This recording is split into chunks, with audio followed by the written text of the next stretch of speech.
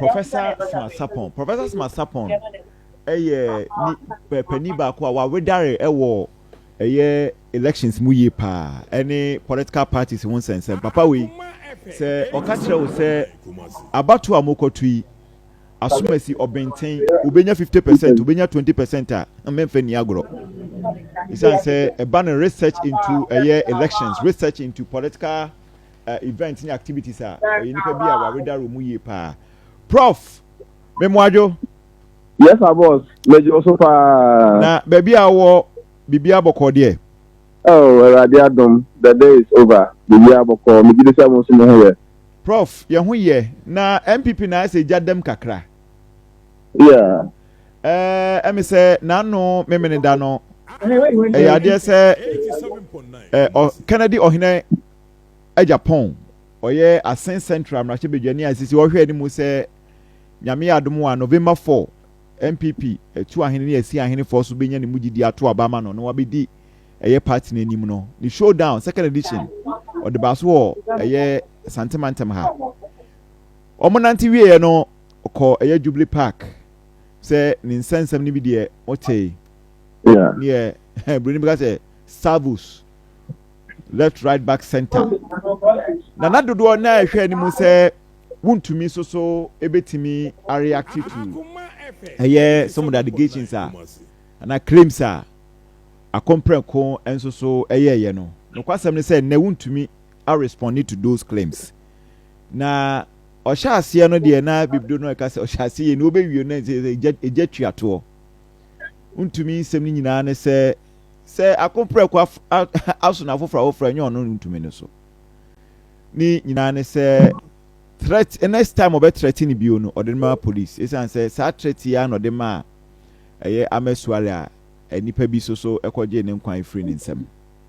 wie ye no so oka say sene wadi mpanifo atem ewo Ghana ha bo lawyer bo judge bo asofo ni nyina anya de say ebetimi aboa party no untumi di wie ye no anso ho em say Kennedy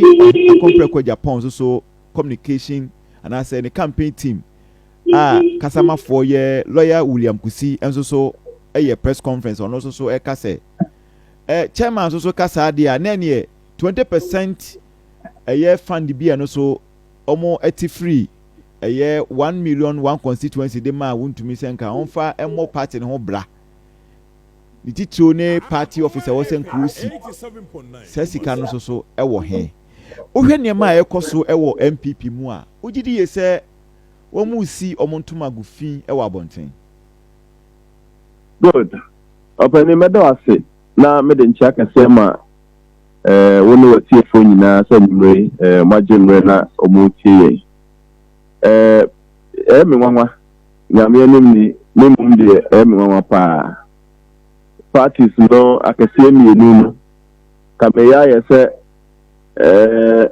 obia totoma ne ho de ba se yenyi pani ewo NPP mu a omuje ma na nyefe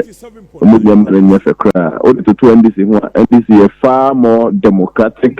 we must pre kakra ba they manage their case way better omuje ma say fair too much but fair do kra saying say NPP before you omuje ma afie die nanka madwe se anko mu nyina yo magye so mbebreak 8 entinka ebekọ form kakra enso say akaboso ma yakoto aba sene ne nyina yete ayedi hu nkomo enya de a efe yemi ya woni nyina mu anase mwanwa woni nyina mu ne se wonum so mu ya sa de abofra bi enim and there are people who are supposed to love the party more than they be linear communicator or studio worker say ana say